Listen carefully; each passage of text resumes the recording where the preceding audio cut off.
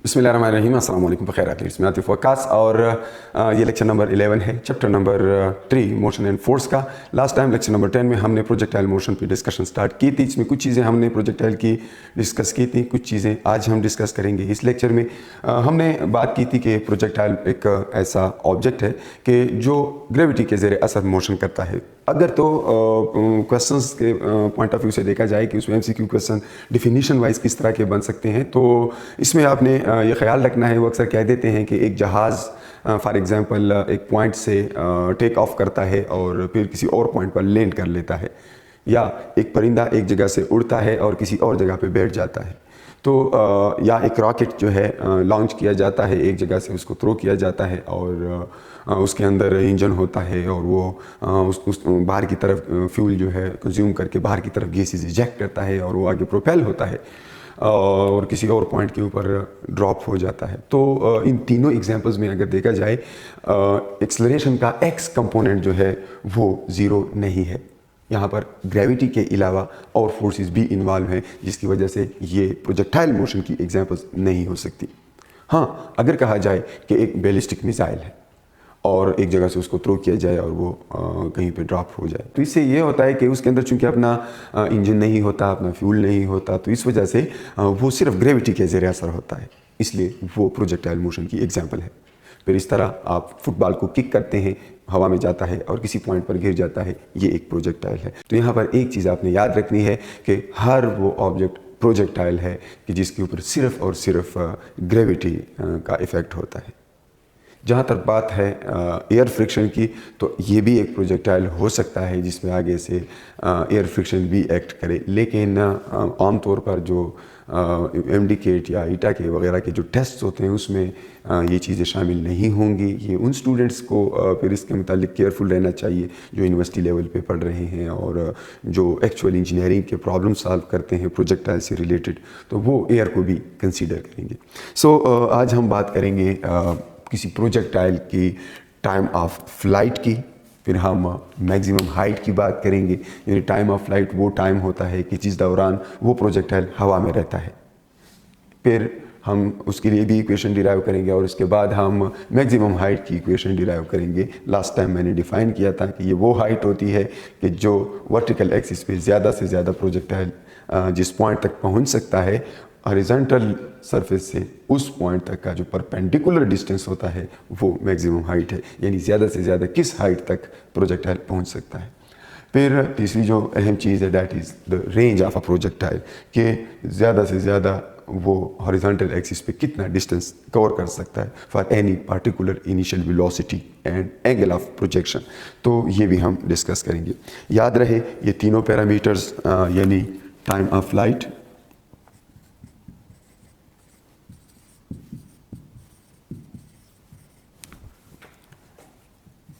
Maximum height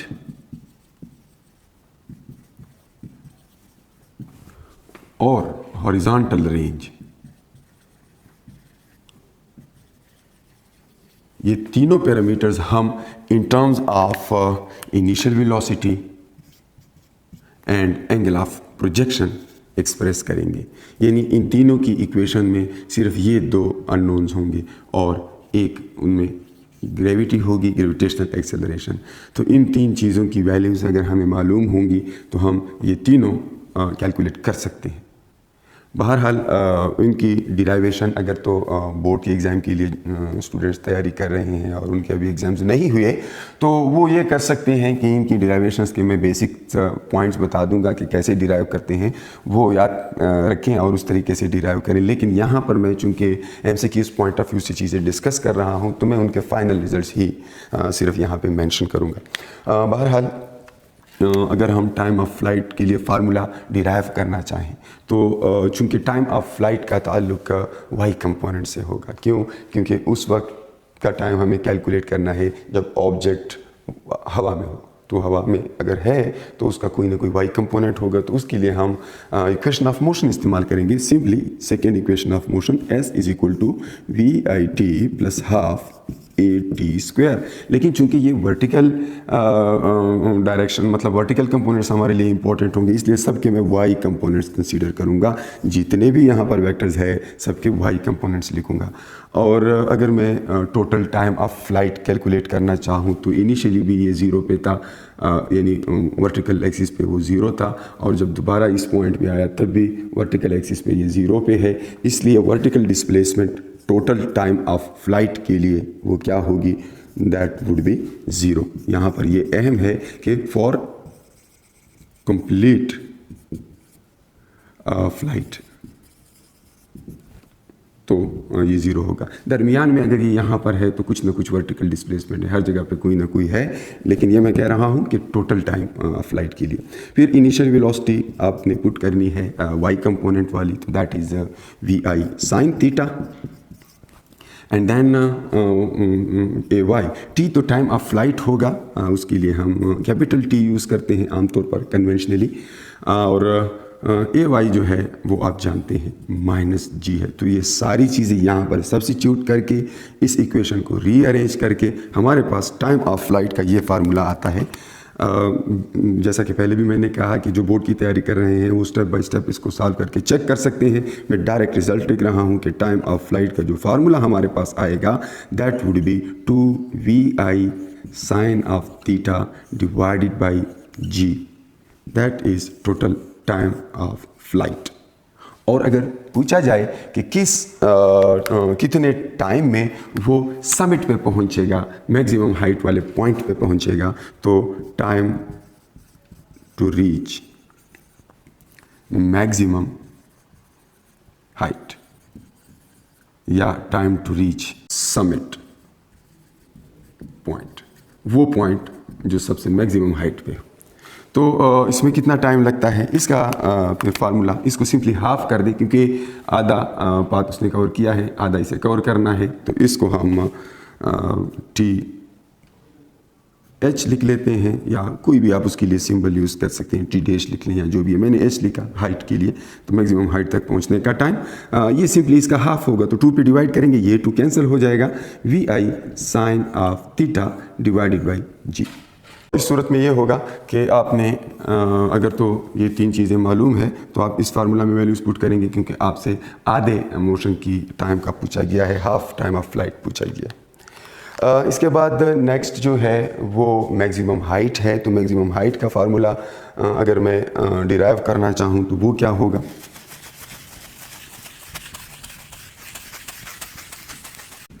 maximum height का formula derive करने के लिए हम क्या करेंगे, once again equation of motion use करेंगे, 2AS = VF² - VI²।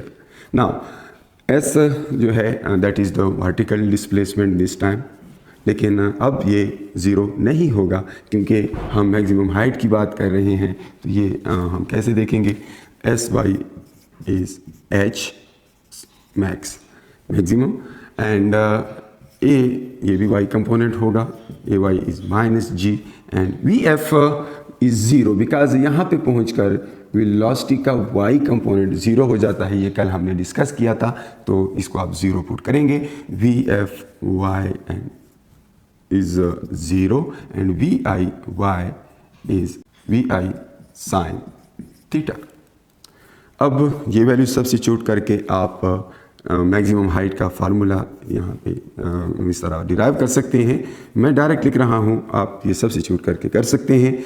हमारे पास आ जाएगा जी VI² sin of theta whole square divided by 2G। मैंने साइन ऑफ थीटा को ब्रैकेट में बंद किया है और स्क्वायर लिया है। कुछ स्टूडेंट्स ये गलती कर लेते हैं कि इस स्क्वायर को थीटा के ऊपर कंसीडर कर लेते हैं, जो कि गलत है। ये असल में साइन के ऊपर स्क्वायर है। तो आप पहले इस तरह एंगल का जो भी वो एंगल गिवन है उसका साइन थीटा निकालें और फिर स्क्वायर लें। फॉर एग्जांपल ये कहा जाए कि 30 डिग्री पे जो है हाइट क्या होगी, तो फिर आप पहले साइन 30 कैलकुलेट करें, दैट इज़ 1/2 या 0.5, फिर उसका स्क्वायर लें।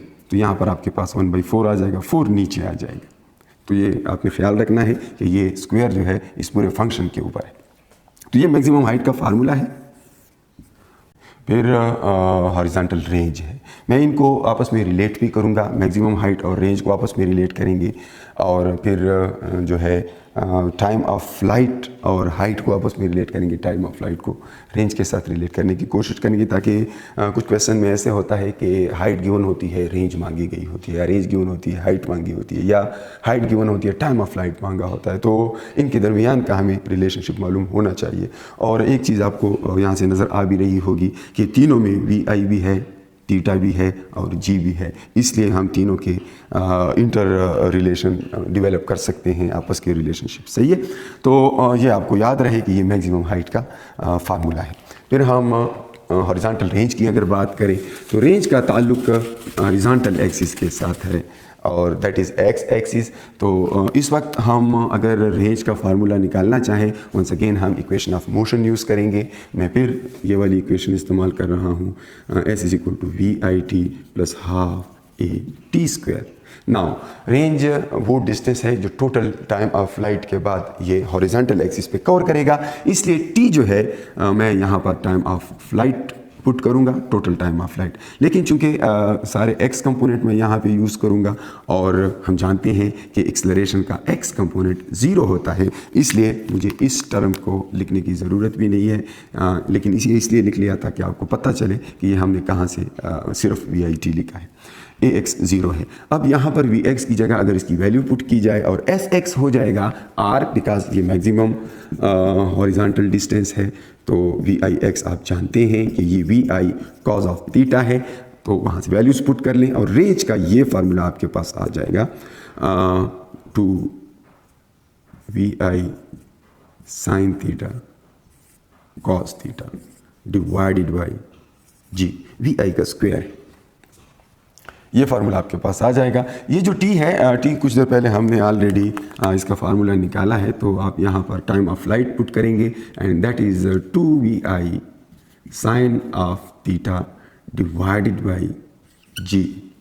ये मैंने इस फॉर्म में इसलिए लिखा, साइन थीटा भी मौजूद है, कास थीटा भी मौजूद है। अगर रेंज फाइंड करना है तो ये मुनासिब फार्मूला नहीं है लिखने का, उसके लिए मैं इसे दूसरे फॉर्म में लिखता हूँ। लेकिन अगर क्वेश्चंस कभी कभी इस तरह से आ जाते हैं कि हाइट और रेंज के दरमियान रिलेशनशिप पूछी गई होती है कि H इज़ इक्वल टू, यानी height is half of the range, या range is equal to 4 time the height, और आपसे एंगल पूछा जाए, तो उस सूरत में इस फॉर्म में लिखना ज़्यादा मुनासिब होता है। क्योंकि जब हम कुछ देर बाद मैं आपको कंपैरिजन का तरीका बताऊंगा कि कैसे हम कंपेयर करते हैं, वहाँ पर ये फॉर्म हमें ज़्यादा काम आएगी। ठीक है।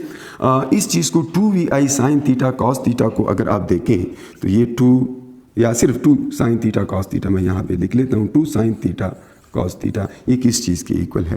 तो अगर आप बेसिक ट्रिग्नोमेट्री के ये रूल्स जानते हैं तो, और वैसे अगर नहीं भी जानते तो ये आप याद कर लें कि जब भी किसी फंक्शन का साइन का के सामने दो एंगल्स आपस में ऐड हुए हों, A प्लस B, या सब्ट्रैक्ट हुए हों, तो फिर इसको आप इस फॉर्म में भी लिख सकते हैं, sine of first cos of second plus minus cos of first sine of second, first is A second is B। ये इस तरह आप लिख सकते हैं। अगर तो इनमें प्लस है तो प्लस लिखेंगे, यहाँ पे माइनस है तो वहाँ पे माइनस लिखेंगे। अगर मैं इस पर्टिकुलर केस में sine of theta plus theta, A और B दोनों को थीटा पुट कर लूँ तो यहाँ पर मेरे पास आ जाएगा sine of theta cos of theta, यानी sine A cos B, plus चूँकि यहाँ पर प्लस है cos of theta sine of theta, and then if I add these two, because sine theta cos theta and sine theta cos theta 2 दफ़ा हैं, तो ये हो जाएगा 2 साइन थीटा कॉस थीटा, और बिल्कुल यहाँ पर जो है साइन ऑफ 2 थीटा। तो 2 साइन थीटा कॉस थीटा की जगह हम sine of 2 theta B put कर सकते हैं। अब यहाँ पे बड़ा एहतियात करना पड़ता है। रेंज के क्वेश्चंस में मैं एक क्वेश्चन बताता हूँ पास्ट पेपर्स का, जहाँ पर एंगल के मुताबिक पूछा गया है, लेकिन मुझे कंप्लीट करने दें। रेंज क्या हो जाएगा? रेंज हो जाएगा जनाब 2 sign theta cos theta remove करके यहाँ पर हम लिख लेंगे VI square sine of 2 theta divided by G। ये आ जाएगा इस तरह। ठीक है। तो अब अगर आप इसमें कोई भी एंगल गिवन हो और आपसे रेंज पूछा जाए तो ये फार्मूला ज़्यादा मुनासिब है कि आप यूज़ करें बजाय इस फार्मूला के। ये फार्मूला सिर्फ कंपैरिजन के लिए बेहतर है, जो भी हम कुछ देर में करेंगे। ये उम्मीद है आपको याद रहेगा। यहाँ पर जो साइन है इसके साथ 2 थीटा है, तो जो भी एंगल गिवन होगा उसको पहले आपने डबल करना है, फिर उसका जो है साइन कैलकुलेट करना है। ठीक है, ये हो जाएगा। अब अगर मैं मैक्सिमम यानी कुछ इंपॉर्टेंट चीज़ें इसकी डिस्कस कर लूँ कि जी कब रेंज मैक्सिमम होगा या कब हाइट मैक्सिमम होगा, कब टाइम ऑफ फ्लाइट मैक्सिमम होगा, तो ये जहाँ पर भी ट्रिग्नोमेट्रिक फंक्शन होता है, साइन थीटा होता है या कास थीटा होता है, तो वहाँ पर मैक्सिमम का मतलब होता है कि साइन या कास का या ट्रिग्नोमेट्रिक फंक्शन की वैल्यू 1 हो। मैं अपनी बात थोड़ा सा एक्सप्लेन करता हूँ, ये अगर मैं मिटा दूँ क्योंकि मुझे कुछ जगह चाहिए होगी। यहाँ पर मैं एक फार्मूला भी लास्ट टाइम हमने वेलोसिटीज़ की बात की थी। मैंने आपको बताया था कि इनिशियल वेलोसिटी और फाइनल वेलोसिटीज़ का क्या आपस में रिलेशनशिप है, फाइनल वेलोसिटीज़ कैसे कैलकुलेट करेंगे। ये चीज़ बताना मैं उस टाइम भूल गया था कि जब आपको टोटल फाइनल वेलोसिटी फाइंड करनी है किसी भी पॉइंट पे, तो वहाँ पर आप ये फार्मूला यूज़ करेंगे, एक्स कंपोनेंट का स्क्वायर और वाई कंपोनेंट का स्क्वायर। याद रहे ये जो x है या y है ये उस पॉइंट के ऊपर उसकी वैल्यू होगी। x तो थ्रू आउट चूँकि कांस्टेंट रहता है उससे फ़र्क नहीं पड़ता, लेकिन y कंपोनेंट हर पॉइंट पे डिफरेंट होता है, इसलिए यहाँ पर VFY वाला फार्मूला इस्तेमाल करेंगे। यानी ये फाइनल x है और ये फाइनल y है, यहाँ पर भी फाइनल y और फाइनल x है, तो ये आप यूज़ करेंगे। अब मैं कुछ इंपॉर्टेंट पॉइंट्स डिस्कस कर लेता हूँ MCQs पॉइंट ऑफ व्यू से, हाइट, रेंज और टाइम ऑफ फ्लाइट से रिलेटेड। देखिए हमने 3 फार्मूले निकाले अभी कुछ देर पहले। एक टाइम ऑफ फ्लाइट का फार्मूला था, that is 2VI sine of theta divided by g. एक फार्मूला रेंज मैक्सिमम हाइट का H max VI square sine theta square divided by 2G। And then we discussed range के हमने 2 फार्मूले लिखे, 2VI square sine of theta cos of theta divided by g, and then range का दूसरा formula VI square sine of 2 theta divided by जी। तो चूँकि तीनों में ट्रिग्नोमेट्रिक फंक्शन मौजूद है, इसमें भी है, इसमें भी है, इनमें भी है, यहाँ पे भी है, तो ऐसी सूरत में अगर मैक्सिमम की बात की जाए या ज़ीरो की बात की जाए तो इसका मतलब ये होगा कि टी अगर मैक्सिमम पूछा जाए, ज़्यादा से ज़्यादा टाइम, अगर VI और G सेम रखे जाएं, सेम VI एंड G ये अगर सेम रखे जाएं, तो ज़्यादा से ज़्यादा टाइम कब होगा, जब साइन थीटा 1 होगा।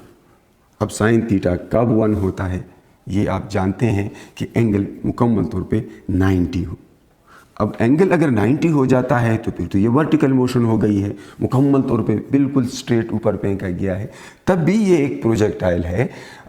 लेकिन अगर आप लाजमी तौर पे 2 डायमेंशंस की बात करना चाहते हैं तो ये साइन थीटा 1 के करीब करीब कब होता है, जब एंगल 90 के करीब करीब होगा। तो हम थीटा नियर टू 90 डिग्री हो तो हम ये कह सकते हैं कि मैक्सिमम टाइम लेगा हवा में।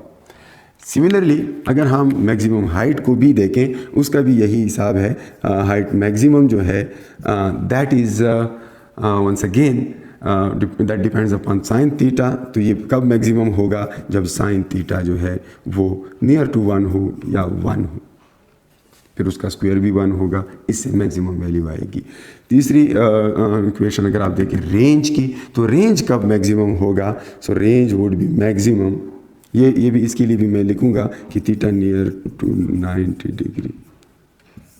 रेंज कब मैक्सिमम है, range is maximum when sine of 2 theta is 1। अब साइन ऑफ 2 थीटा कब 1 होगा, ये बड़ा अहम है, याद रखना कि थीटा के बारे में नहीं पूछा गया, 2 थीटा।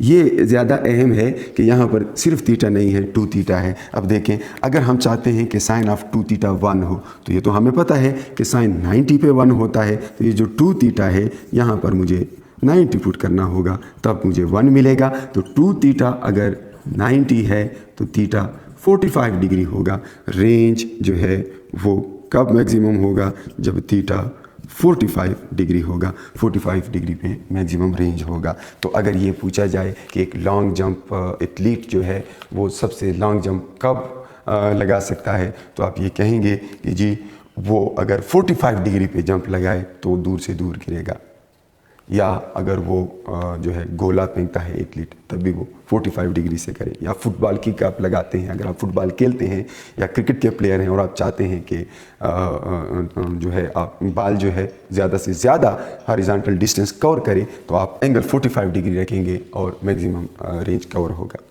कभी कभी क्वेश्चन इस तरह से पूछा जाता है कि कौन से एंगल पे मैक्सिमम रेंज होगा, और उसमें 45 डिग्री नहीं होता, तो जो 45 डिग्री के करीब होगा उस पे फिर रेंज मैक्सिमम होगा। जिस तरह यहाँ पे मैंने बात की है कि 90 के करीब करीब वाली वैल्यूज़ के लिए साइन थीटा की वैल्यू ज़्यादा आती है, और साइन 2 थीटा है चूँकि यहाँ पर, इसलिए ये 45 के करीब करीब होगा, तो 2 थीटा 90 के करीब करीब होगा और वैल्यू मैक्सिमम आएगी। अब अगर इन बातों को यहाँ पे देखा जाए तो साइन 2 थीटा की जगह अगर मैं 1 पुट कर लूँ, ठीक है, मैं इसको थोड़ा सा चेंज कर लेता हूँ, साइन 2 थीटा की जगह अगर मैं 1 पुट कर लूँ तो रेंज मैक्सिमम हमारे पास जो है क्या आ जाएगा, v² बाई जी। तो कभी कभी सिर्फ इस फॉर्म में दिया गया होता है, तो ये इसका मतलब होगा कि यहाँ पर एंगल 45 डिग्री है, क्योंकि ये पार्ट खामखा से ख़त्म नहीं किया जा सकता। इसका एंगल 45 पुट करेंगे, साइन ऑफ 2 थीटा से हमारे पास 1 आ जाएगा और हमें मैक्सिमम रेंज मिलेगी। सो रेंज का जनरल फार्मूला अब भी वही रहेगा।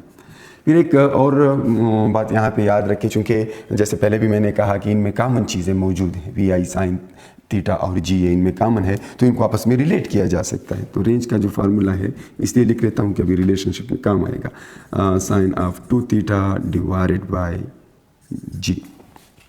यहाँ पर अब मैं इनको थोड़ा सा रिलेट कर लेता हूँ। अगर मैं चाहूँ कि हाइट और रेंज का रिलेशनशिप देखूँ, तो हाइट के फार्मूला में आप के पास v² भी मौजूद है, डिनोमिनेटर में g भी मौजूद है। तो हम पहले हाइट का फार्मूला यहाँ पे लिख लेते हैं और vi² डिवाइडेड बाई g इससे थोड़ा सा अलग कर लेते हैं, साथ में एक साइन थीटा भी, क्योंकि जो चीज़ें रेंज में मौजूद है हाइट की वो चीज़ें थोड़ी सी मैंने साइड पे कर दी और बाकी चीज़ें उसके साथ प्रोडक्ट में लिख लेता हूँ। हाइट में एक और साइन थीटा भी मौजूद है और डिनोमिनेटर में 2 भी मौजूद है। याद रहे ये 2 साइन के नीचे है, थीटा के नीचे नहीं है, तो ये मैं ब्रैकेट में लिख लेता हूँ। ये आपने लिख लिया। अब रेंज का फार्मूला भी इसी तरह, ये हाइट है, इसी तरह मैं रेंज का फार्मूला लिख लेता हूँ। रेंज के फार्मूला में vi² भी है, मौजूद है ना, और साइन थीटा भी है। मैंने पहले भी कहा था कि इस फॉर्म में लिखना ज़्यादा मुनासिब होता है जब आप कंपैरिजन करते हैं। vi² भी मौजूद है, साइन थीटा भी मौजूद है और डिनोमिनेटर में g भी मौजूद है। जो चीज़ें बच गई हैं उसको साइड पे लिखे, वो मैंने यहाँ पे लिखे 2 of cos theta and that equals range. अब चूंकि ये दोनों में सेम है, अगर इनको एक दूसरे पे डिवाइड कर दें तो ये कैंसिल हो जाएंगी और हमारे पास क्या आ जाएगा, 2 साइन थीटा डिवाइडेड बाई ये sine theta divided by 2 multiplied 2 cos theta and that equals h divided by r। तो 1/4 tangent theta and that gives us h divided by r। r इस साइड पे आ जाएगा और 4 उस साइड पे चला जाएगा। r tangent theta is equal to 4h। और अगर मैं थीटा को 45 पुट करूं, अगर मैं मैक्सिमम हाइट की बात करूं, h max, for that we know that theta is 45 degree. So यहाँ पर मैं r tangent of 45 degree put करूँगा, that is 4h, and from here you can see that range is 4 times the height। ये height का 4 गुना हो जाता है। और कभी कभी इस तरह होता है कि कहा जाता है कि अगर मैक्सिमम रेंज 1000 मीटर है तो हाइट क्या होगी। वेरी सिंपल, मैक्सिमम रेंज कहा है, थीटा 45 डिग्री है, r is equal to 4h। You just divide the 1000 by 4 and you get 250 meters, that is the maximum height. So this is how you can relate range and height. Similarly, you can relate range and time of flight, or time of flight and height and for that मैं वो भी थोड़ा सा relate कर दूँ इस तरह। Question ये है कि for what value of angle of projection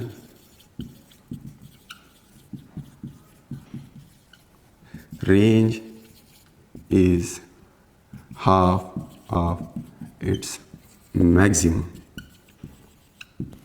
so range maximum जो है, रेंज का फार्मूला अगर हम देखें V I square sine of 2 theta divided by g, ये है रेंज मैक्सिमम जो है, that is V I square divided by g है, क्योंकि मैंने कहा कि इसको 1 पुट करना है तो ये हो गया। अब अगर हमें थीटा फाइंड करना है, यानी एंगल ऑफ प्रोजेक्शन फाइंड करना है, थीटा अननोन है, तो हम क्या करेंगे, इनको कंपेयर करेंगे जैसा कि कहा गया है। सो range is half of its maximum, so r is 1/2 r max. इसका मतलब ये है कि ये दोनों तो सिमिलर दोनों साइड पे हैं, V I square by g sine of 2 theta is half V square divided by g. So V I square by g दोनों साइड पे है, कैंसल आउट करेंगे, हमारे पास आ जाएगा जी साइन ऑफ 2 थीटा इज़ 1/2, और हम जानते हैं कि साइन 60 डिग्री पे 1/2 सॉरी साइन 30 डिग्री पे 1/2 देता है, तो हम ये कह सकते हैं कि यहाँ पर जो 2 थीटा है ये 30 होना चाहिए, तब ही उसका साइन 1/2 देगा। Theta is 15 degree, so 15 degree is the answer. Range के मुतालिक ये भी याद रखें कि कॉम्प्लीमेंट्री एंगल्स के लिए रेंज सेम है।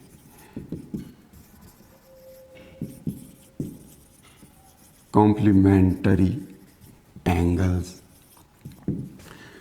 एंगल्स वो एंगल्स होते हैं जिनका सम 90 डिग्री आता है, तो range is same for 10 and 80।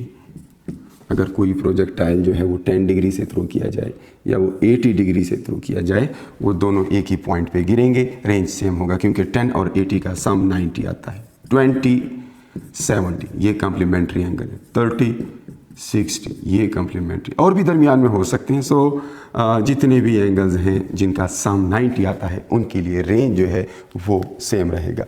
और इसके साथ ही मैं आपसे इजाज़त चाहूँगा। मज़ीद डिस्कशंस के लिए, मज़ीद क्वेश्चंस के लिए नेक्स्ट वीडियो में मिलते हैं। तब तक के लिए अपना बहुत सारा ख्याल रखिए। द अल्लाह पामान।